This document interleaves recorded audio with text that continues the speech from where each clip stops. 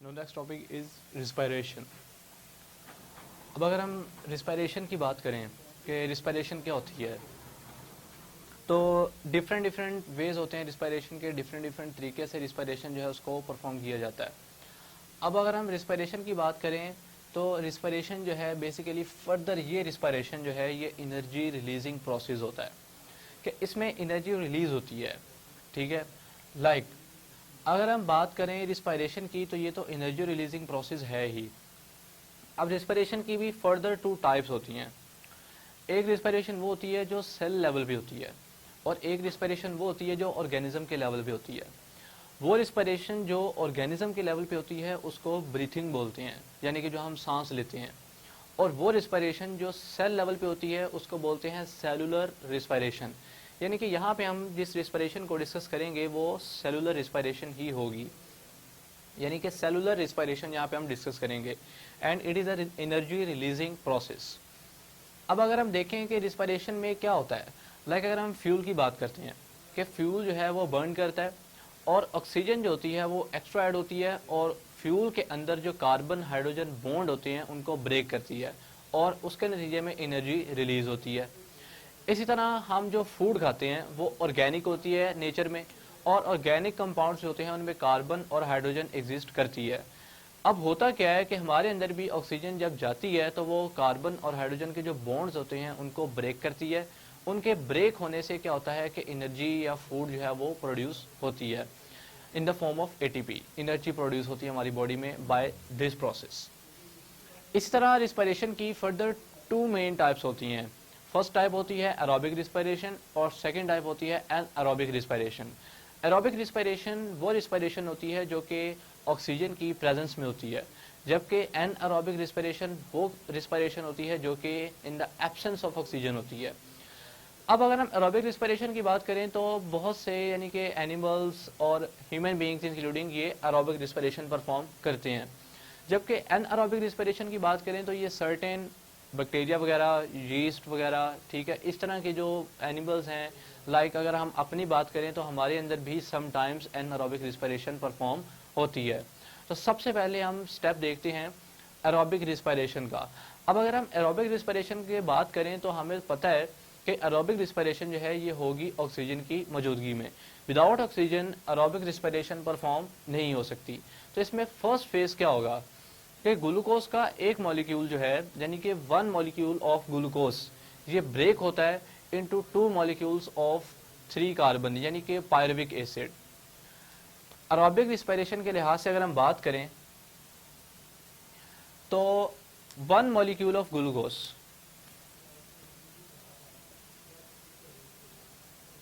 यानी ग्लूकोज का मॉलिक्यूल टूट जाता है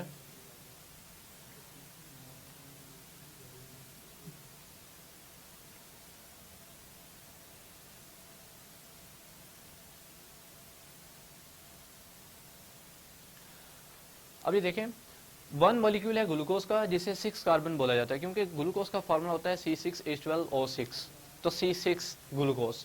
अब ये टूट जाता है इनटू टू कंपाउंड्स में, यानी दो मॉलिक्यूल्स में ब्रेक हो जाता है, दो स्मॉलर मॉलिक्यूल्स में ब्रेक हो जाता है, जिसे पायरुविक एसिड बोलते हैं, यानी 3 कार्बन एंड 3 कार्बन, ये होता है पायरुविक एसिड।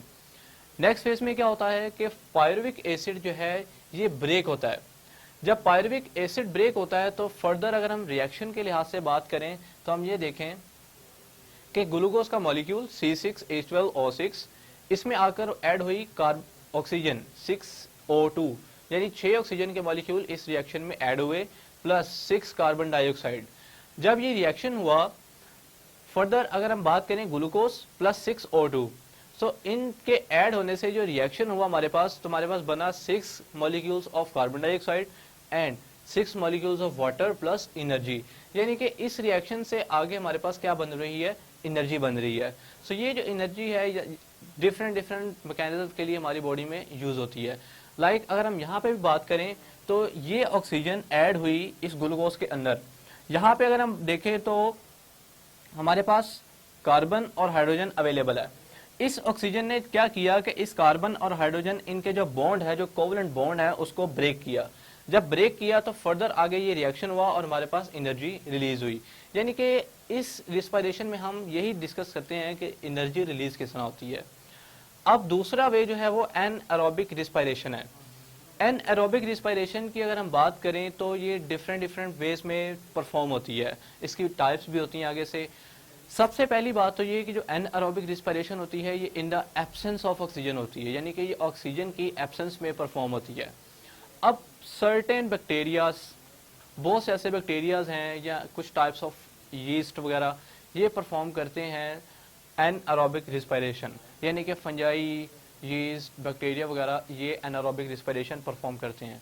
और ऐसे ऑर्गेनिजम्स जो कि एनएरोबिक रिस्पायरेशन को परफॉर्म करते हैं उनको बोलते हैं एनएरोब्स। एनएरोब्स उनको इसी वजह से बोलते हैं कि ये प्रोड्यूस करते हैं एनएरोबिक रिस्पायरेशन को, यानी कि अपने अंदर जो मैकेनिज्म होता है इनका रिस्पायरेशन का वो होता है एनएरोबिक रिस्पायरेशन। तो अगर हम अपने लिहाज से बात करें तो हमारे अंदर भी sometimes anaerobic respiration perform होती है डिफरेंट वेज में। लाइक अगर हम फास्ट रनिंग कर रहे हैं, फास्ट रनिंग करने की वजह से हमारे मसल्स जो हैं वो बहुत यानी एफिशिएंटली वर्क परफॉर्म कर रहे होते हैं, जिस लिहाज से उनको ऑक्सीजन की सप्लाई इतनी ज़्यादा नहीं मिल रही होती। जबकि हम नॉर्मल कंडीशन में बात करें तो मसल्स वर्क नहीं कर रहे होते, ऑक्सीजन की सप्लाई जो होती है वो नॉर्मल होती है। जबकि हम रनिंग में होते हैं या हमारे मसल्स वर्क कर रहे हों, लाइक जो बॉडी बिल्डर्स वगैरह होते हैं, तो होता क्या है कि हमारी बॉडी में जो ऑक्सीजन अवेलेबल होती है वो मसल्स उसको कैरी कर लेते हैं। अब मसल्स बहुत ज़्यादा फास्टली वर्क कर रहे होते हैं तो ऑक्सीजन कम पड़ जाती है। जब ऑक्सीजन कम पड़ जाती है तो फिर जो रिस्पायरेशन होती है वो एनएरोबिक रिस्पायरेशन होती है। अब इस लिहाज से अगर हम बात करें तो एनएरोबिक रिस्पायरेशन की भी आगे से फर्दर 2 मेन टाइप्स होती हैं। Like first one is alcoholic fermentation and the second one is lactic acid fermentation। यानी कि एक एनारोबिक रिस्पिरेशन ऐसी होती है जिसमें अल्कोहल बनती है और दूसरी ऐसी होती है जिसमें हमारे अंदर बनती है लैक्टिक एसिड फर्मेंटेशन। अब होता क्या है, अगर हम अल्कोहलिक फर्मेंटेशन की बात करें तो फर्स्ट फेज जो होता है वो सेम एज इट इज ऐसे ही होता है जैसे एरोबिक रिस्पिरेशन में होता है। लाइक क्या कि ग्लूकोज का मॉलिक्यूल ब्रेक होता है into 2 molecules of pyruvic acid.